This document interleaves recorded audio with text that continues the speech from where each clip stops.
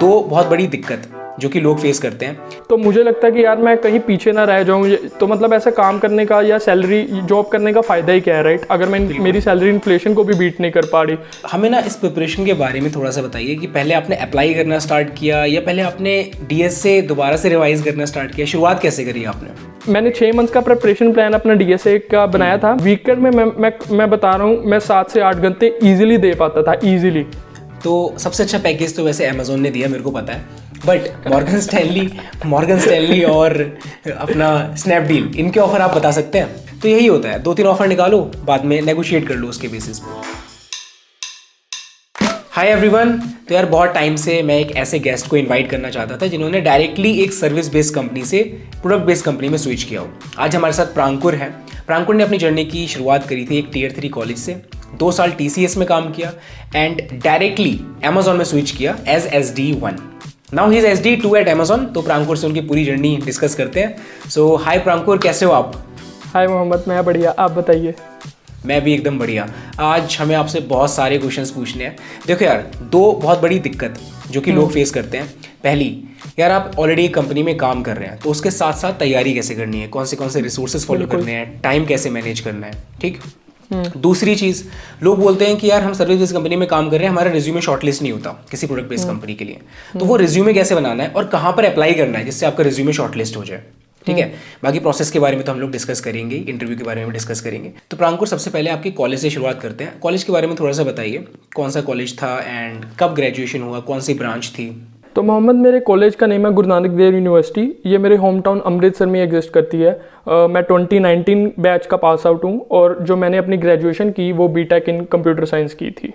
अच्छा, और JEE mains के थ्रू इसमें एडमिशन होता है? तो मोहम्मद नहीं, इसके लिए मुझे जेई मेंस के मार्क्स की इतनी ज़रूरत नहीं पड़ी थी। अगर कोई डायरेक्टली भी मेरे कॉलेज में अप्लाई करना चाहता है तो उसकी एडमिशन ईजिली हो जाती है इस ब्रांच में। तो इसमें मुझे जेई मेंस के मार्क्स की ज़्यादा ज़रूरत नहीं पड़ी थी। मेरे +2 के मार्क्स जो थे उन्हीं के बेसिस पे मेरी एडमिशन हो गई थी। अच्छा, तो because it's a Tier 3 college, तो प्लेसमेंट सिनेरियो क्या रहता है? एवरेज पैकेज, हाईएस्ट पैकेज, कौन सी कंपनीज विजिट करती हैं यूजुअली? तो मोहम्मद, जब मैंने अपना कॉलेज ज्वाइन किया था उस वक्त जो मेरे सीनियर से मुझे पता चला था कि मेरे कॉलेज में हाईएस्ट पैकेज जो जाता है वो 5 to 6 लाख का जाता है। जो भी ड्रीम कंपनीज आती थी, प्रोडक्ट बेस्ड कंपनीज आती थी, वो काफ़ी छोटी आती थी, जैसे कि नगारो, सॉफ्टवेयर एजी, जॉन डीरे, ये सब कंपनीज आती थी जिनका average package 6 to not more than 7 lakh, इतना नहीं था। लेकिन जब मैं 4th ईयर तक पहुंचा तब तक सिनेरियो थोड़ा चेंज हो चुका था। तब TCS ने एक डिजिटल का पेपर शुरुआत कर दी थी, जिसके कारण जो हाईएस्ट पैकेज हमारे कॉलेज में था वो एवरेज 7 लाख का जाने लगा था। बट जब मैंने ज्वाइन किया था तब 5 to 6 लाख का ही था। तो आपकी खुद की तैयारी कैसी रहती थी? First year, second year, coding कब स्टार्ट करी थी आपने? यार मैंने कोडिंग एग्जैक्ट डीएसए की अगर मैं बात करूं तो वो मैंने सेकेंड ईयर से स्टार्ट की थी। लेकिन जो एक बेस होता है, जो हर कोई भी अगर कंप्यूटर साइंस इंजीनियर है या कोई भी आईटी फील्ड में जॉब लेना चाहता है तो वो उसको पहले कुछ लैंग्वेज पढ़नी पड़ती है, राइट। तो मैंने पहले शुरुआत C++ से की थी अपने फर्स्ट सेमेस्टर में। जैसे ही मेरे फर्स्ट सेमेस्टर खत्म हुआ तो मैंने एक इंस्टीट्यूट ज्वाइन किया था जहाँ पे मैंने C++ पढ़ी थी। और अच्छा, अगर मैं स्पेसिफिकली डीएसए की बात करूँ तो वो मैंने उसके लिए मैंने कोई आउटिंग मतलब कुछ कोचिंग वगैरह नहीं ली थी, वो मैंने सेल्फ स्टडी स्टार्ट की थी। तो अगर मैं उसको डिटेल में बताऊं तो मेरा एक फ्रेंड था, उसने मुझे गीक्स फॉर गीक्स के बारे में बताया था। उससे पहले मुझे गीक्स फॉर गीक्स के बारे में कुछ नहीं पता था। मुझे नहीं पता था कि एक एग्जैक्ट रिसोर्स जहाँ पे मुझे सब कुछ डीएसए के बारे में पढ़ने को मिल जाए। मैं एक स्पेसिफिक रिसोर्स को ढूंढ रहा था। तो मेरे फ्रेंड से एक बार मैं बात कर रहा था तो उसने मुझे गीक्स फॉर गीक्स के बारे में बताया और मैंने उस वेबसाइट को विजिट किया और लकीली फॉर्चुनेटली मुझे वहाँ पे सारे जो भी रिसोर्सेज चाहिए थे डीएसए के लिए वो सब वहाँ पे अवेलेबल थे। तो सबसे पहले मैंने स्टार्ट किया एरेस के साथ, फिर मैंने धीरे धीरे लिंक लिस्ट, ट्रीज और जितनी भी बाकी की डेटा स्ट्रक्चर्स हैं सबके मैंने क्वेश्चंस करने शुरू कर दिए इन जावा। अच्छा। और फिर हाँ बिल्कुल। तो ये आपने सेकेंड ईयर में ही स्टार्ट कर दिया था? जी बिल्कुल। एक्चुअली मैं बोलूँगा कि मुझे इतनी अवेयरनेस तो नहीं थी कि कैसे अप्लाई करना है, कैसे ऑफ कैंपस मेरी प्लेसमेंट होगी, क्योंकि मेरे कॉलेज में तो ये कंपनीज विजिट नहीं करती थी जो डीएसए वगैरह पूछे। लेकिन मुझे था कि मैं खुद को प्रिपेयर करके रखता हूँ, अगर कोई भी मुझे अपॉर्चुनिटी मिले तो मैं उसको ग्रैब कर पाऊँ। तो इसीलिए मैंने अपनी प्रिपरेशन स्टार्ट कर दी थी सेकेंड ईयर से ही। और ये सब भी मुझे लिंक्डइन वगैरह या थोड़ा बहुत मुझे सीनियर से इतना नहीं पता चलता था, लेकिन खुद ही मैं सर्फिंग वगैरह इंटरनेट से करता था कि इन बड़ी कंपनीज़ में अगर मुझे प्लेसमेंट चाहिए तो उसके लिए डीएसए बहुत बहुत इंपॉर्टेंट है। और इसीलिए मैंने डीएसए के ऊपर अपना ध्यान देना शुरू कर दिया था सेकेंड ईयर से ही। अच्छा, बाकी लीड कोड, कोड शेफ, कोई और प्लेटफॉर्म फॉलो किया था आपने? यही मैं आपको थोड़ी अपनी मिस्टेक्स के बारे में भी इसी के साथ बताना चाहूँगा जो मैंने की अपनी कॉलेज की जो मेरी कोडिंग जर्नी थी उसमें। तो सबसे पहली मिस्टेक ये थी कि मैंने आपको बताया कि मैं गीक्स फॉर गीक्स से आर्टिकल पढ़ता था, राइट। आर्टिकल तो मैं पढ़ लेता था, लेकिन उसमें प्रॉब्लम ये थी कि मैं क्वेश्चंस को लगाता नहीं था। जैसे आपने देखा होगा कि एक्चुअली हमें क्या करना चाहिए कि अगर आप कोई भी एक कॉन्सेप्ट है उसको आप अच्छे से समझिए, फिर उसके रिलेटेड आप क्वेश्चंस बेसिक आप कर लीजिए देखकर, लेकिन बाकी के जो क्वेश्चंस होते हैं वो आपको खुद लगाने चाहिए, राइट। यही अप्रोच होती है। लेकिन मैंने गलती ये की कि मैं आर्टिकल्स तो रीड कर लेता था, कॉन्सेप्ट भी समझ लेता था, उसके बाद जो क्वेश्चंस होते थे उनके भी आर्टिकल्स ही रीड करता था, और उनके जो क्वेश्चंस के जो सॉल्यूशंस नीचे दिए होते थे गीक्स फॉर गीक्स में उनको रीड करता था, और मैं अज्यूम करता था कि मुझे ये क्वेश्चन आ गया और मैं अगले क्वेश्चन की तरफ बढ़ जाता था।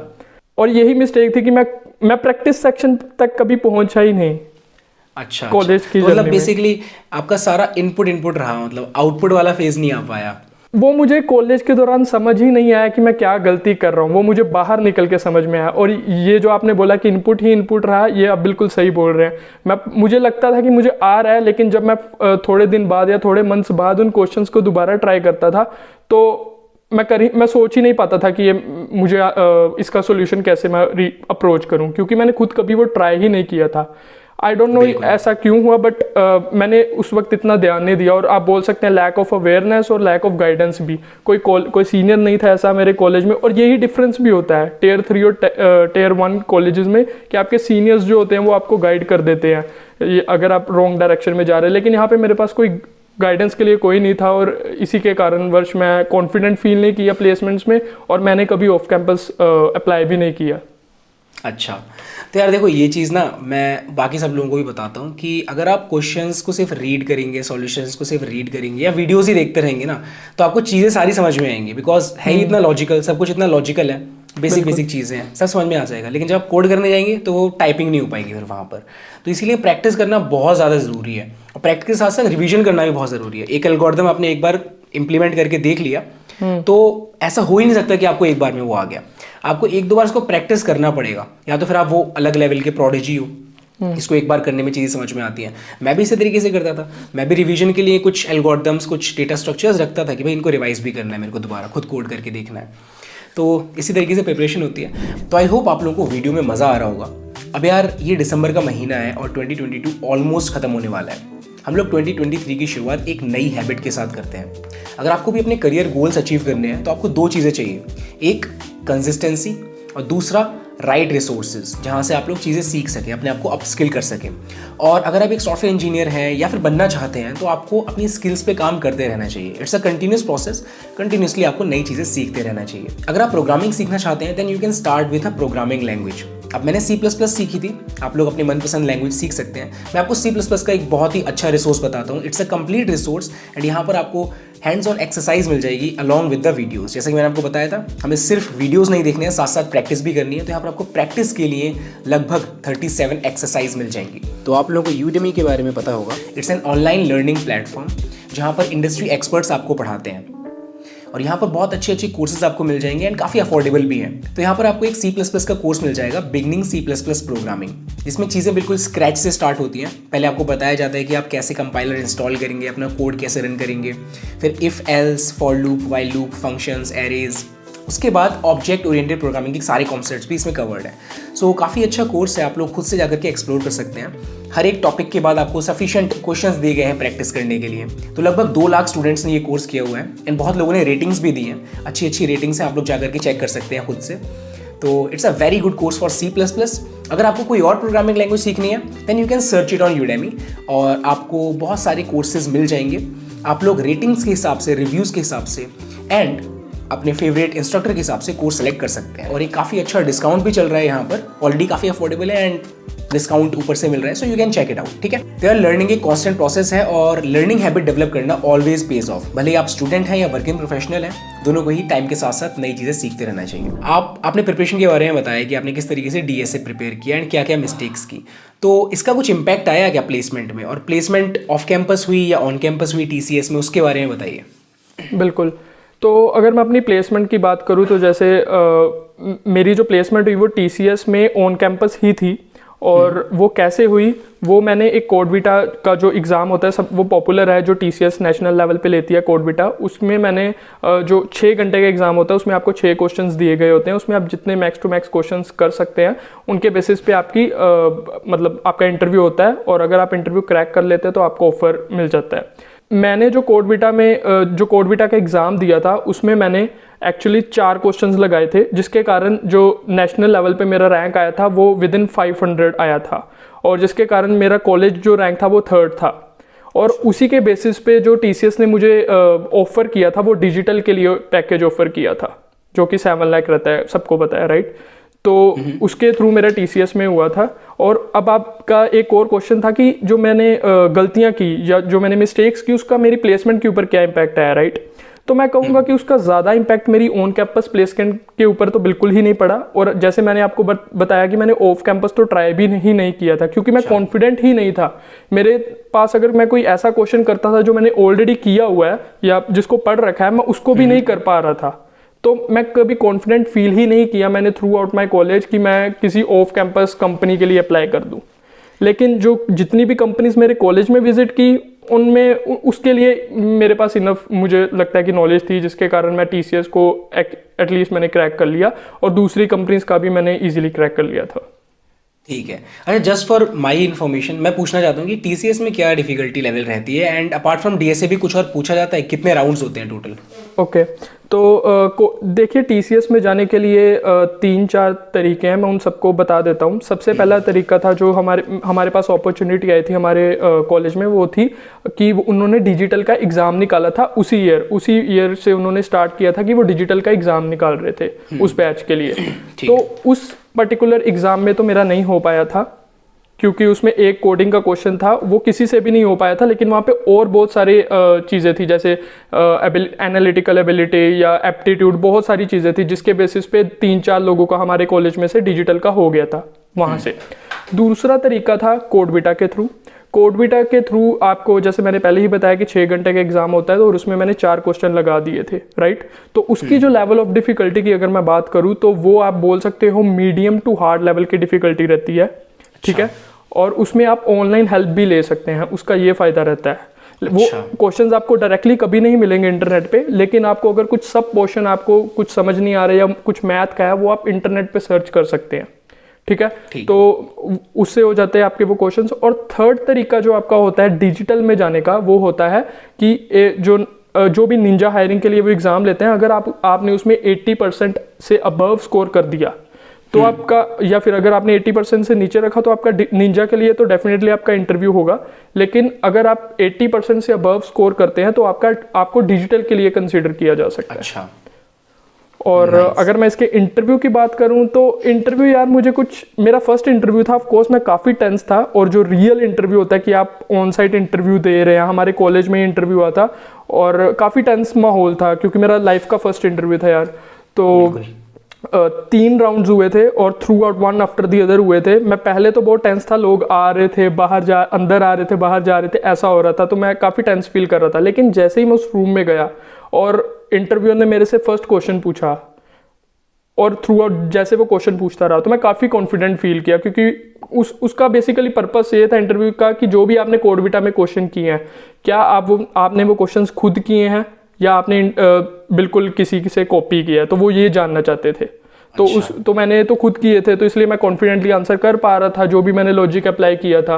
और जो भी राउंड्स थे, बाकी के जो राउंड्स थे वो काफ़ी फ्रैंक थे इंटरव्यूअर्स, तो मुझे ज़्यादा बहुत फ्रैंक थे, मतलब कुछ टेक्निकल डिस्कशन नहीं लगी मुझे उसमें, काफ़ी नॉर्मल कॉन्वर्जेशंस थी। तो उसके बेसिस उन्होंने सिर्फ ये देखा कि मेरे 3 से 4 क्वेश्चन मैंने किए कोडविटा के, तो उस बेसिस पे उन्होंने मुझे लगता है कि मुझे डिजिटल का पैकेज ऑफर कर दिया था। बाकी सबको नॉर्मल निंजा वाला पैकेज ऑफर हुआ था।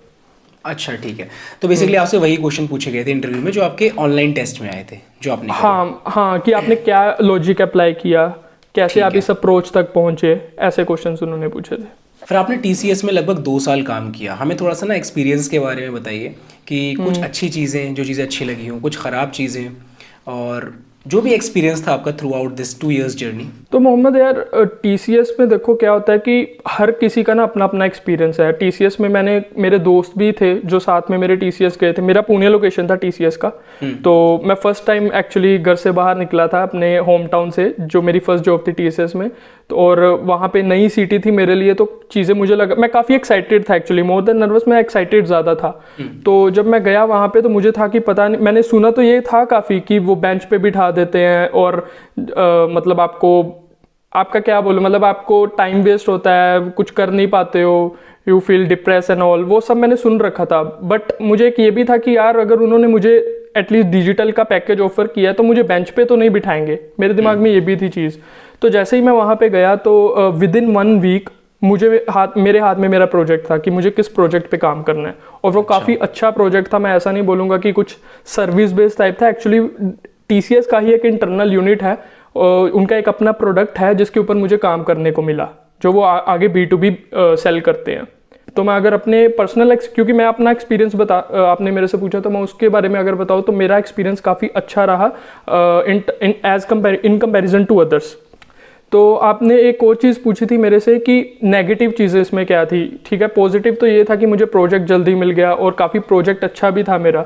तो नेगेटिव चीज़ें इसमें ये थी मोहम्मद कि जैसे अगर मैं बात करूँ कि पैकेज, टीसीएस या किसी भी सर्विस बेस्ड कंपनी में आपका जो पैकेज की ग्रोथ होती है, आपका ओवरऑल ग्रोथ होती है, वो काफ़ी स्लो रहती है। मैंने 1 साल टीसीएस में काम किया और उसमें मेरा 10%, इवन इन्फ्लेशन को भी वो बीट नहीं कर पाया था मेरा जो पैकेज था। और अगर इसी ग्रोथ से मेरा अगर पैकेज बढ़ता आगे आने वाले समय में भी, तो मुझे लगता है कि यार मैं कहीं पीछे ना रह जाऊँ। तो मतलब ऐसा काम करने का या सैलरी जॉब करने का फ़ायदा ही क्या है, राइट? अगर मेरी सैलरी इन्फ्लेशन को भी बीट नहीं कर पा रही, 6% भी हाइक नहीं मिल रहा अगर तो इसी कारण, एक तो ये कारण था। और दूसरा कारण जो सबसे इम्पोर्टेंट था वो ये था कि यार जो मैं कोड लिख रहा था, जो भी मैं कोड लिखता था, मुझे लगता है कि वहाँ पे कोई उसको रिव्यू करने वाला नहीं था, कि कोई क्रिटिकल रिव्यू जो होता है ना वो करता नहीं था। जो भी मैं कोड डाल रहा हूँ अगर वो वर्क कर रहा है तो उसको प्रोड में पुश किया जा रहा है। कोई क्रिटिकल रिव्यू नहीं कर रहा था मेरे कोड को, मुझे वैसा कुछ इनपुट नहीं मिल रहा था। मतलब वैसे मैं लॉजिकल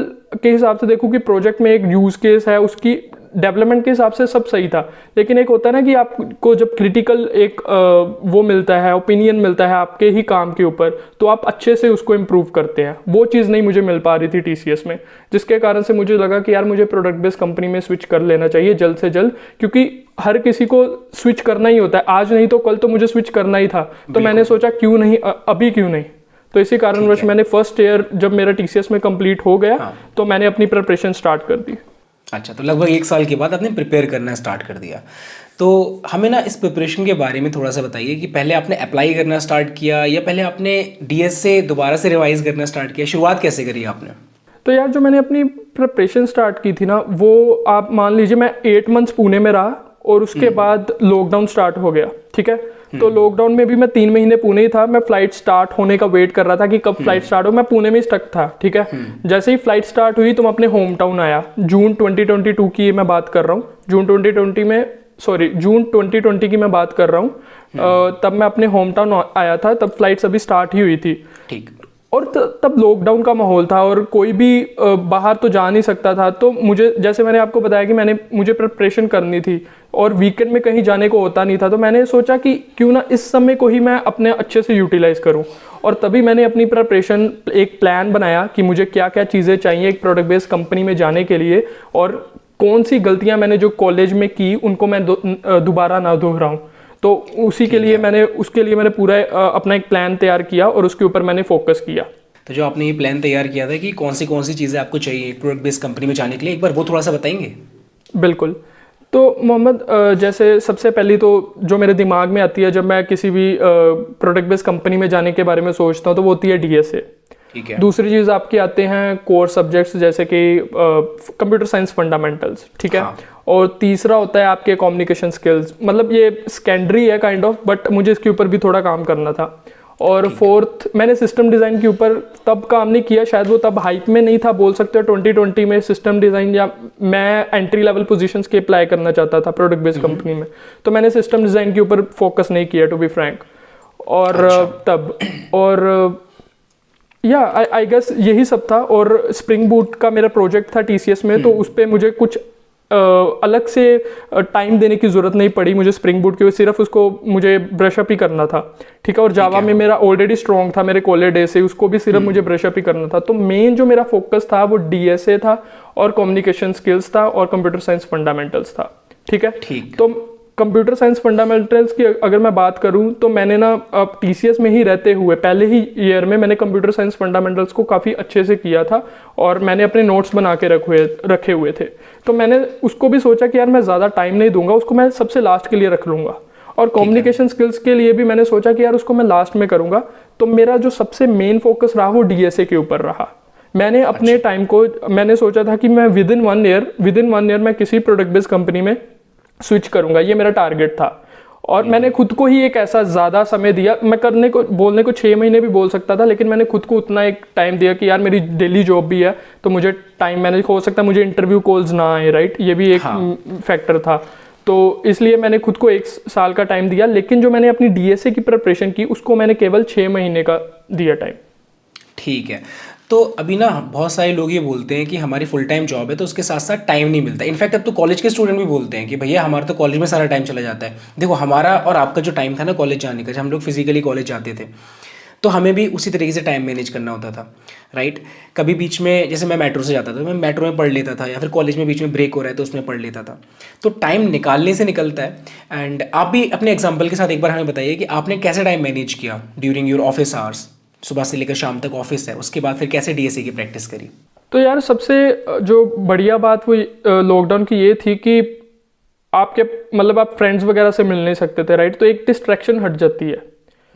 तो बाहर नहीं आप जाते हो, राइट, आप घर में ही होते हो, तो क्या करोगे। तो मेरा ज़्यादातर टाइम या तो मैं फ़ोन चला सकता था या हो सकता था कि उसको मैं बेटर अपना पढ़ने में यूज़ करूँ टाइम को। तो मैंने उस वक्त हाँ ये सब करता था, बट बहुत मतलब एक होता है ना कि आप मैक्सिमम आप टाइम अपना यूटिलाइज कर रहे हो पढ़ाई में, फिर नेटफ्लिक्स या ये वेब सीरीज़ वगैरह आप सिर्फ कुछ समय के लिए यूटिलाइज कर रहे हो कि रिफ्रेश होने के लिए। तो मैंने उसको उस तरीके से यूज़ करने की कोशिश की उस समय।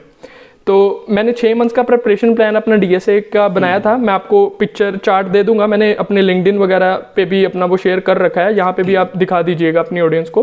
तो क्या होता है कि उस चार्ट में मैंने सभी के सभी जो भी टॉपिक्स होते हैं उन सबको लिस्ट डाउन कर लिया था। और उसको मैंने मैंने सोचा कि विद इन 6 मंथ्स मुझे इन सबको कंप्लीट करना है। मैंने हर टॉपिक को टाइमलाइन असाइन कर दी थी। और ये मैंने इस बात को ध्यान में रखते हुए की थी कि मेरी एक डेली जॉब भी है, तो मैं एक दिन में 2 से 3 घंटे से ज़्यादा मैं उसको टाइम नहीं दे पाऊंगा DSA में, विद इन वीकडेज में मैं बात कर रहा हूँ। हाँ।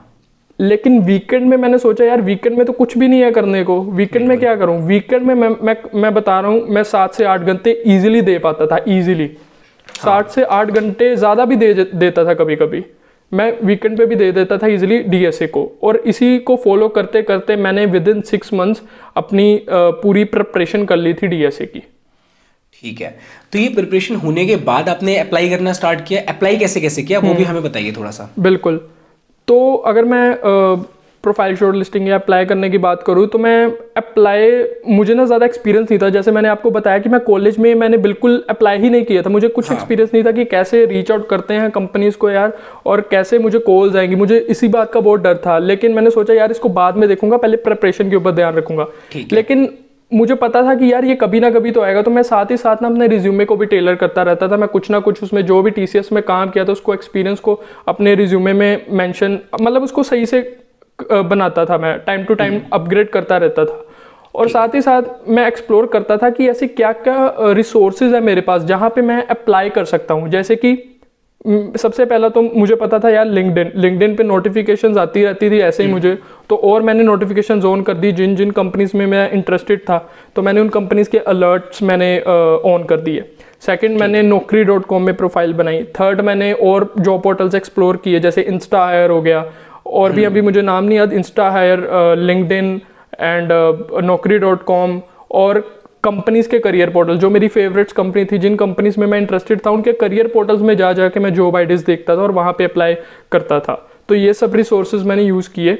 बट अगर मैं रिज्यूमे की अगर बात करूँ कि रिज्यूमे के ऊपर, तो मैं ये नहीं करता था कि यार मैंने एक रिज्यूमे बना लिया और उसी को सब जगह कर दिया अप्लाई। मैं क्या करता था, मैं हर कंपनी के स्पेसिफिक, जो भी कंपनी है, जो भी जॉब के लिए मैं अप्लाई कर रहा हूँ, उसमें जो भी कीवर्ड्स होते थे उनको मैं उठा के अपने रिज्यूमे में मेंशन कर देता था, जिसके कारण मेरा कस्टमाइज्ड रिज्यूमे रहता था हर जॉब के लिए। अच्छा, एक ATS नाम की चीज़ होती है, तो उसमें एक स्कोरिंग होती है according to the job profile. तो उसमें ये चीज़ काफ़ी हेल्प करती है। अगर आप अपना रिज्यूमे जॉब डिस्क्रिप्शन के हिसाब से बनाते हैं, आपके प्रोजेक्ट में वो कीवर्ड्स होते हैं, मान लीजिए कि जावा है, ठीक है, अब आपने स्प्रिंग बूट मेंशन किया हुआ है अपने प्रोजेक्ट्स, मैंने स्प्रिंग बूट पे प्रोजेक्ट बनाया है जो कि एक जावा का फ्रेमवर्क है, तो ATS में ये चीज़ डिटेक्ट होती है कि जावा is the required language and यहाँ पर एक प्रोजेक्ट भी बनाया हुआ है इस चीज़ पे। तो इससे आपकी स्कोरिंग वगैरह शॉर्ट लिस्टिंग में बहुत हेल्प मिलती है। तो आपने सही बताया कि आप जॉब प्रोफाइल के हिसाब से अपने रेज्यूमे बना सकते हैं अगर आपको अपने चांसेस बढ़ाने हैं। दूसरी चीज़, आप कहीं भी काम कर रहे हैं, TCS, इन्फोसिस, विप्रो या किसी भी कंपनी में, तो जो आप प्रोजेक्ट्स कर रहे हैं उसको साथ साथ मेंशन भी करते रहे अपने रिज्यूमे में। जो भी आप अचीवमेंट्स कर रहे हैं उसको भी मेंशन करते रहे, क्योंकि रिज्यूमे इवेंचुअली यही सारी चीज़ें इंक्लूड होती हैं, राइट। बाकी हाँ, आपने प्लेटफॉर्म्स बहुत सारे बताए हमें, नौकरी बताया, लिंक्डइन बताया, सबसे ज़्यादा इम्पैक्टफुल क्या रहा आपके लिए? यार सबसे इम्पैक्टफुल लिंक्डइन रहता है। उसके 2-3 कारण हैं। मेरे लिए जो इम्पैक्टफुल रहा, जो मुझे जहाँ से रिजल्ट्स आए, वो एक्चुअली करियर पोर्टल थे एक्चुअल में। अच्छा। बट वैसे अगर लिंक्डइन को और अच्छे से अगर यूटिलाइज किया जाए, not just for the sake of applying, but आपने देखा होगा वहाँ पे हर तरह के लोग हैं, हर कंपनी में काम करने वाले लोग हैं, राइट। अगर उनको आप सही तरीके से रीच आउट करो ना, तो वहीं से आपको रेफरल वगैरह या वो सब आपको मिल सकती है, जॉब अपॉर्चुनिटीज़। बट मुझे जो इम्पैक्टफुल मिला, क्योंकि मैं अपना जो रिज्यूमे था उसको ऐसे करता था कि मेरा ATS फ्रेंडली रिज्यूमे रहे, और जॉब के हिसाब से जो भी मेरे कीवर्ड्स होते हैं, जो भी जॉब डिस्क्रिप्शन में गिवन है, उनको मैं अपने मेंशन करता था रिज्यूमे में, जिसके कारण करियर पोर्टल से मुझे रिजल्ट ज़्यादा बेहतर मिला।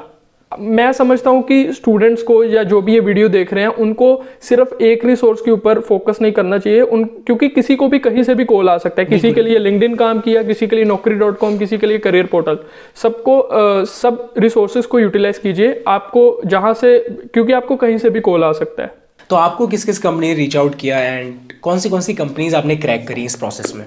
तो यार मैं अप्लाई काफ़ी टाइम से कर रहा था। अमेज़न मेरी ध्यान में काफ़ी टाइम से थी, मतलब जब मैंने प्रिपरेशन स्टार्ट की थी ना, तभी से मेरे दिमाग में अमेज़न थी कि मुझे अमेज़न में जाना है विदिन। मैं ऐसे दिमाग में सोचता था और सोचता था कि 1 साल बाद मैं अमेज़न में काम कर रहा हूँ, ऐसे मैं सोचता था, विजुअलाइज करता था। अच्छा। मतलब पता नहीं ये लोग मानते हैं या नहीं, बट मैं ऐसे सोचता था कि यार 1 साल बाद मैं अमेज़न में ऐसे काम कर रहा हूँ। और अब जैसे मैंने आपको बताया, उसी 1 साल की प्रिपरेशन के बाद ही मेरा 2021 में ही मैं अमेज़न में काम कर रहा था। बिल्कुल। तो जो कंपनीज ने, मैंने अमेज़न के अलावा जो मैंने इंटरव्यू दिए इस दौरान, वो थी स्नैपडील और मॉर्गन स्टैनली। और इन सबके कॉल्स मुझे एक साथ आए, जैसे कि मेरी प्रिपरेशन तो ख़त्म हो गई थी दिसंबर 2020 में, और मुझे जो इंटरव्यू कॉल्स आए वो मुझे मार्च 2021 में आए, स्नैपडील से, मॉर्गन स्टैनली से और अमेज़न से। इन तीनों से मुझे विदिन 2-3 वीक्स में मुझे इन सबके कॉल्स आ गए, और इन सबके जो इंटरव्यू प्रोसेस थे वो एक साथ ही चल रहे थे। तो अमेज़न के बारे में हम लोग अलग से बात करेंगे। तो बेसिकली स्नैपडील एंड दूसरा आपने क्या बताया? Morgan Stanley. तो ये दोनों कंपनीज भी आपने क्रैक की थी? बिल्कुल। मैंने 3 ही कंपनीज के उस वक्त, मैंने आप बोल सकते हो, इंटरव्यू दिया था उस वक्त। जब मुझे सेटिस्फाई हो गया उसके बाद मैंने और कंपनीज में अप्लाई ही नहीं किया था।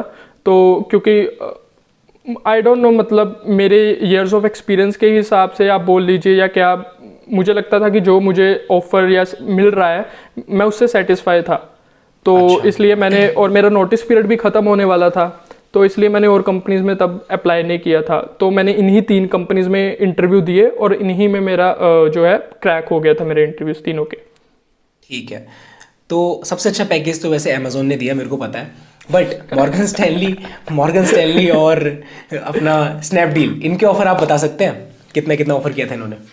यार मैं हाई में बता सकता हूँ, आप अंदाज़ा लगा लीजिएगा।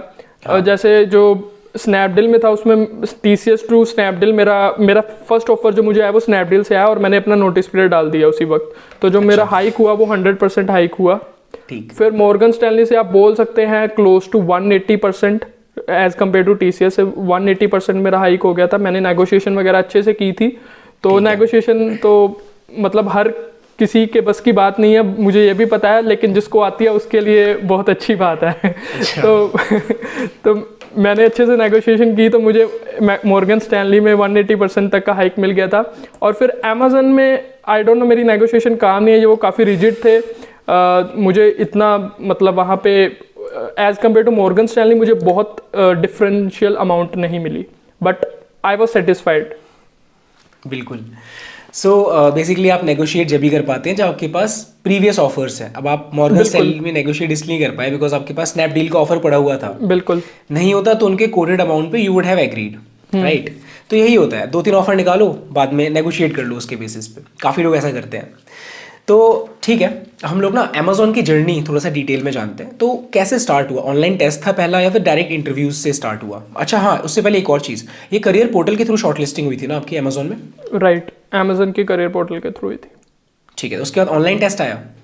जी, जैसे मैंने आपको बताया कि इन तीनों के स्नैपडील, मॉर्गन स्टैनली और अमेजन के एक साथ ही मुझे विद इन 2-3 वीक्स के स्पैन में ही मुझे इन तीनों के टेस्ट के लिंक आ गए थे। अच्छा। तो जो अमेजोन का इंटरव्यू प्रोसेस था वो सबसे लंबा गया था। जब मैं अमेजोन का मुझे ऑफर लेटर आया तब एक्चुअली में मेरा second month of notice period ख़त्म हो चुका था, तो सिर्फ 1 मंथ ही बचा था। तो अमेजोन का जो इंटरव्यू प्रोसेस था वो सबसे लंबा था। और अगर मैं उसके इंटरव्यू प्रोसेस की बात करूं तो उसमें सबसे पहले ऑनलाइन टेस्ट था, जो ऑनलाइन असेसमेंट में मुझे 2 DSA के क्वेश्चंस आए थे। उसके बाद मेरे बाकी दूसरे जो राउंड से सबसे उसमें जो फर्स्ट 2 राउंड्स हुए वो भी DSA के थे, वो एक ही दिन में मेरे हो गए थे।